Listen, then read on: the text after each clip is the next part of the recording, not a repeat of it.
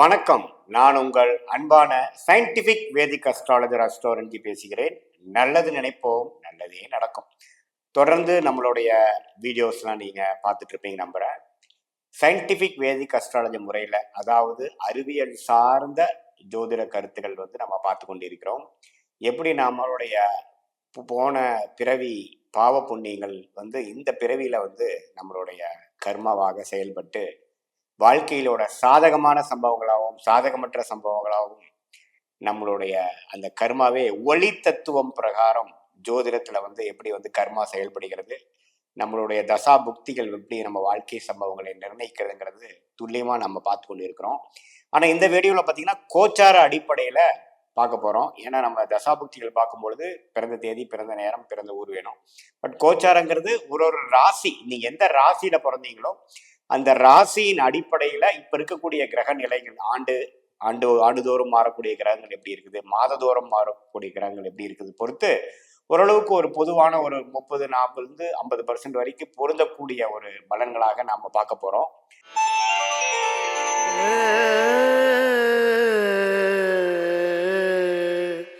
இப்ப பாத்தீங்கன்னா பிப்ரவரி 2025 மீனராசிக்காரர்கள் எப்படி இருக்க போகுதுன்னு பார்க்கும்பொழுது, ராசி அதிபதியாகிய குரு 3ஆம் இடத்துல ரிஷபத்திலே நீடித்திருந்து 9, 7, 11ங்கிற ஒரு அருமையான பாவத்தை, அருமையான வீடுகளை பார்த்து கொண்டிருக்கிறார். ஸோ என்னதான் ராகு ராசிக்குள்ள இருந்து கேது 7ஆம் இடத்துல இருந்து மனக்குழப்பங்களும் பிரச்சனைகளும், பங்குதாரர்கள், வியாபாரம், தொழில், அது மாதிரி விஷயங்கள், மாணவர்களாக இருந்தால் மைண்டில் கொஞ்சம் கிளாரிட்டி குறைவு, டிஸ்ட்ராக்ஷன், இல்லத்தரசிகளுக்கும் சில குடும்பத்தில் அவ்வளோ சுபிக்ஷம் இல்லை, எல்லாத்துக்குமே வயசு வித்தியாசம் இல்லாமல் சில குழப்பத்தை கொடுக்கக்கூடிய ராகு கேதுகள் இருந்தாலும் குருவின் பார்வை ஓரளவுக்கு மீண்டு வரக்கூடிய அமைப்பு, கொஞ்சம் என்னதான் பிரச்சனைகள் இருந்தாலும் ஓரளவுக்கு ப்ரோக்ரஸ் பண்ணக்கூடிய அமைப்புகள், அப்பப்போ நம்ம கொஞ்சம் நல்லா தான் பர்ஃபார்ம் பண்ணிட்டு இருக்கோம், நல்லா தான் பலன்கள் வந்துட்டு இருக்குங்கிற மாதிரி ஒரு அமைப்பு கொடுக்குது. அதே சமயத்துல சனி 12ஆம் இடத்துலயே விரய சனியாக இருக்கிறப்போ செலவுகள் அதிகமாக இருக்குது.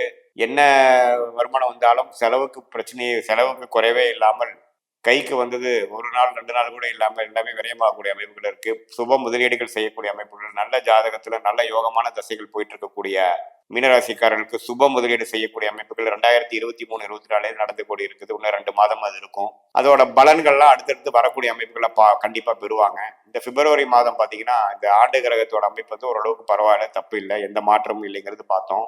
மாத கிரகமாகிய புதன் 11ஆம் இடங்கிற லாபஸ்தானத்தில் இருக்கிறது நல்லது. பங்குதாரர்கள் மூலமாக மனைவி, பெண்ணா இருந்தால் கணவன், ஆணா இருந்தால் மனைவிங்கிற மாதிரி சில விஷயத்துல நல்ல ஒரு பெனிஃபிட்ஸும் நல்ல ஒரு அன்னோனியம் கொடுக்கக்கூடிய அமைப்பு.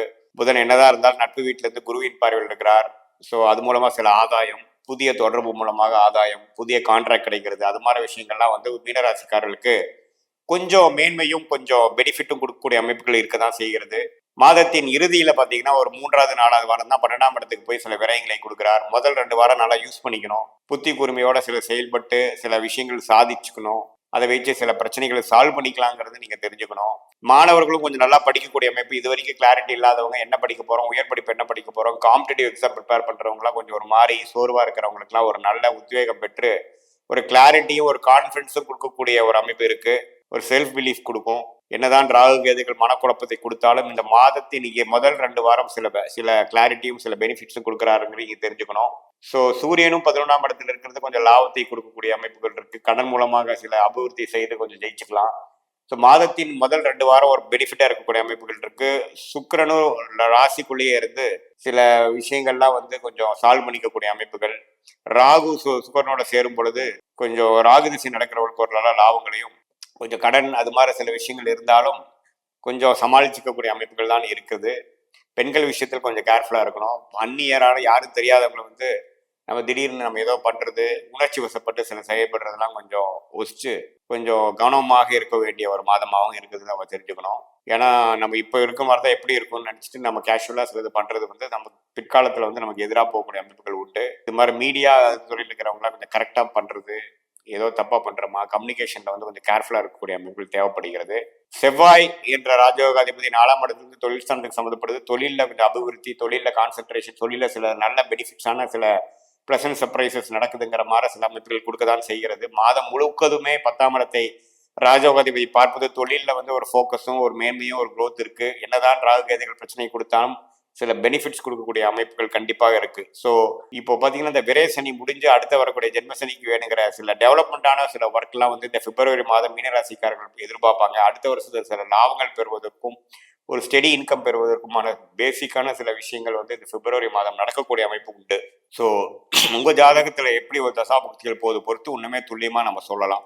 இப்போ செவ்வாய், சூரியன், புதன், சுக்கிரன் எல்லாமே ஓரளவுக்கு நல்ல அமைப்பு இருக்கு. அதே சமயத்துல குருவின் பார்வை நல்லா இருக்கிறதுனால இப்போ அந்த ஏப்ரல் மே நடக்கக்கூடிய ராகு கேது குரு சனி பயிற்சிகளுக்கு வேணுங்கிற ஒரு நல்ல மாற்றத்தை கொடுக்கக்கூடிய ஒரு அடிப்படை மாதமாக மீனராசிக்காரர்களுக்கு 2025 பிப்ரவரி மாதம் இருக்குங்கிறது தெரிஞ்சுக்கணும். இது மாதிரி நான் சொன்ன சில விஷயங்களை மட்டும் கொஞ்சம் கவனமா இருக்கணும்னு கேட்டுக்கிறேன்.